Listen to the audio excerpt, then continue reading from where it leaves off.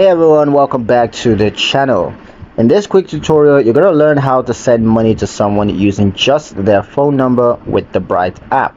This is super convenient if the recipient does not want to share their bank details.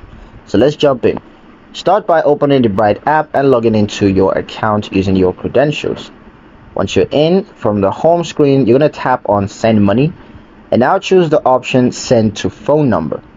Now you're going to type in the recipient's mobile phone number and make sure that it's correct and linked to their Bright account, or they're going to receive a text to sign up and claim the funds. Enter the amount that you want to send, add an optional note, like dinner or rent, just to keep track of the exact purpose of the transfer. Next, tap next to review the transaction details, and if everything looks good, you're going to hit confirm and send. You're going to receive a confirmation and the recipient will get a notification that the money is on its way.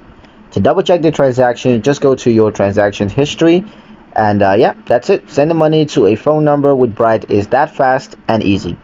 If this was helpful, give it a thumbs up, share it with a friend, and don't forget to subscribe for more Bright tutorials. Thank you guys for watching, and I'll see you in the next one.